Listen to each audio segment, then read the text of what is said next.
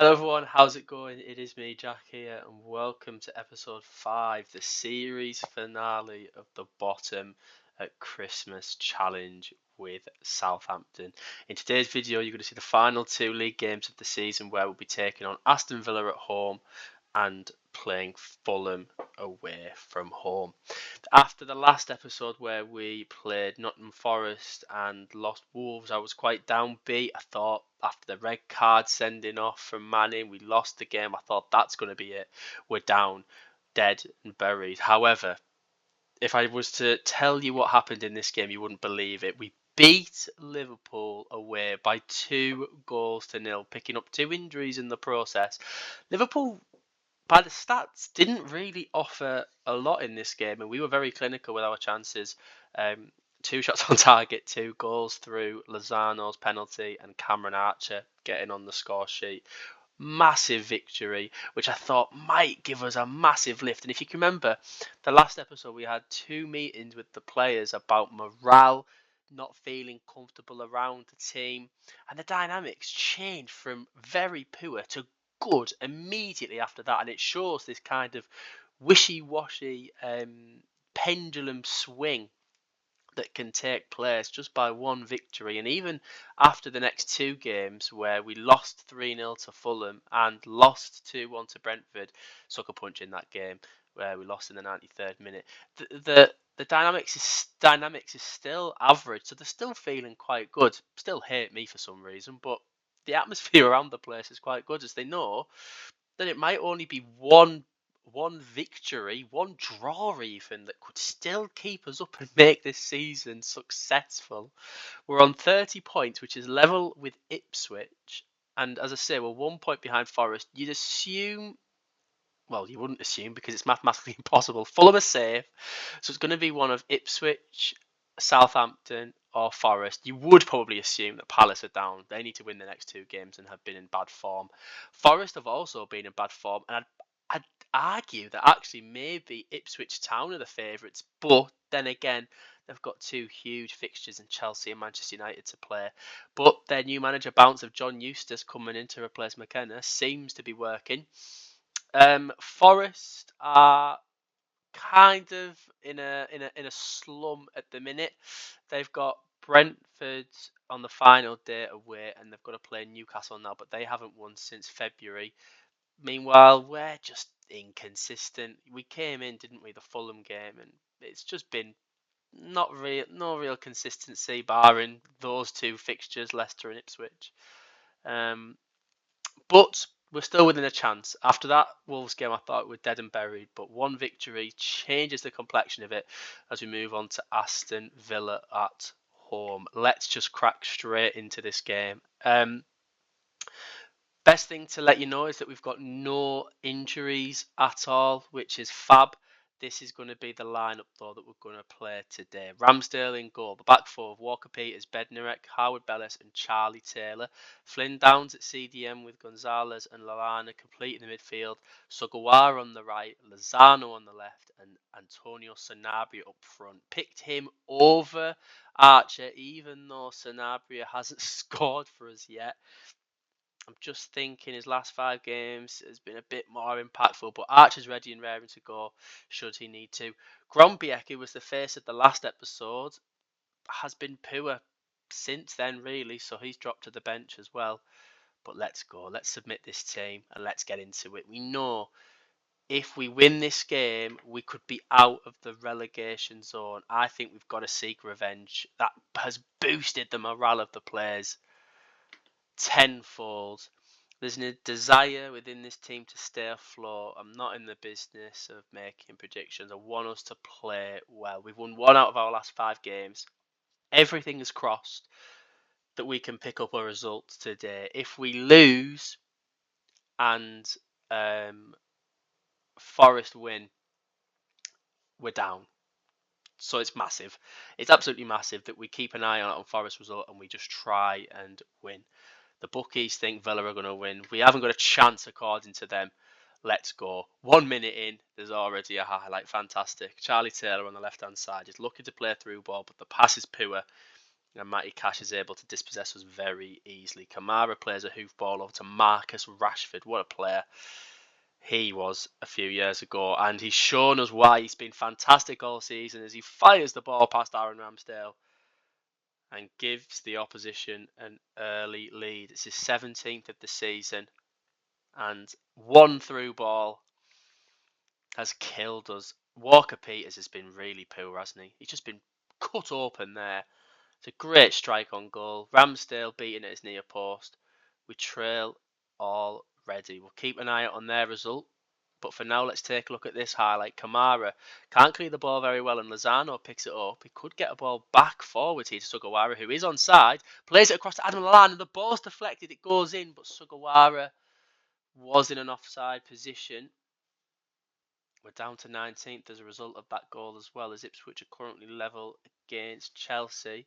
We'll take another look at that in a moment, but for now let's focus our attention back onto the task at hand. Aston Villa, there's still opportunity in this game, still plenty of time. The XG is in our favour for now. We'll encourage the boys with 15 minutes to go. Sugawara's having a good game, his first, I think, of the season, but if he performs and we get a result, I'll be very, very happy, as I don't think anything else has happened in that first half. No, there's not. Half time, 0-1. Yet to have a shot on target. Show me something else, boys.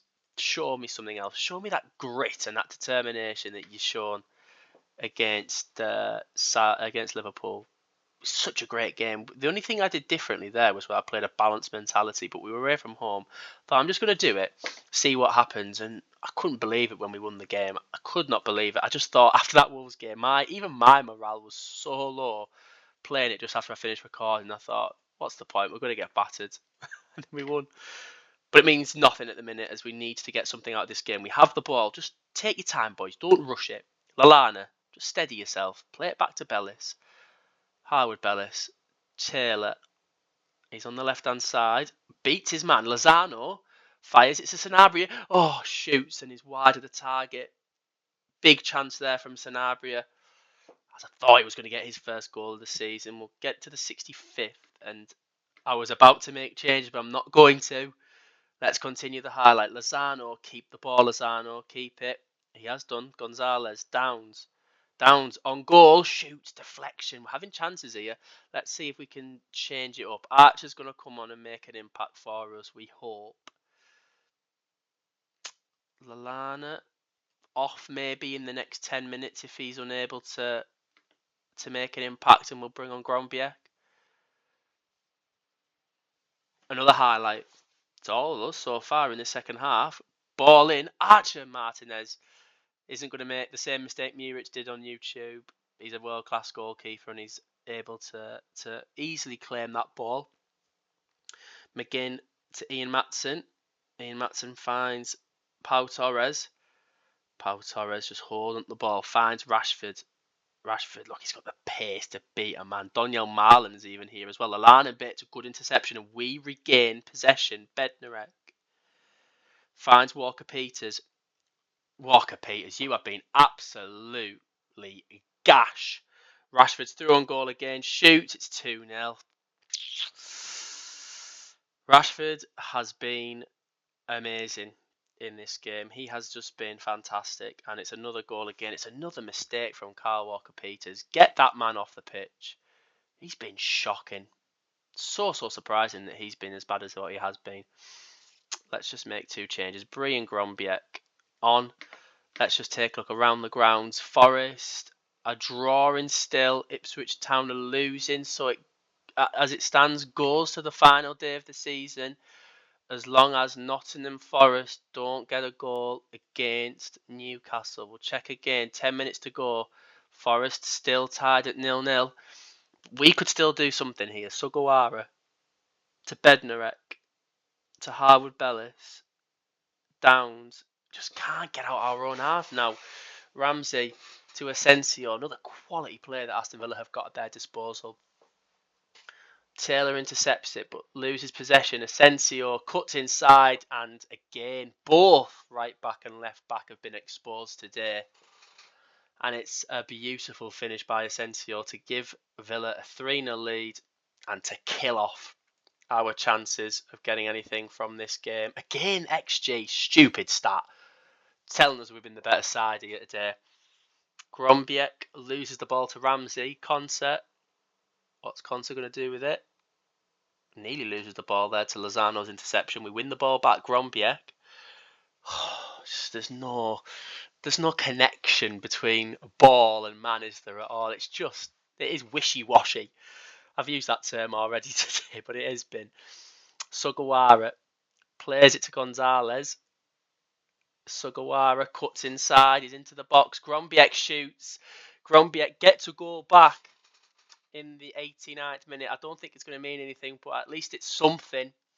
We'll pause it and take Lozano off and bring on the pacey Sulemana, and we'll just throw everything at it, really. Let's just take off Downs and bring on Joe Aribo as a cam to see if he can do anything. You never know. I've seen wilder things on Football Manager where you could get something at the death, but it means it needs to be a highlight now, and there's not. Now, we haven't looked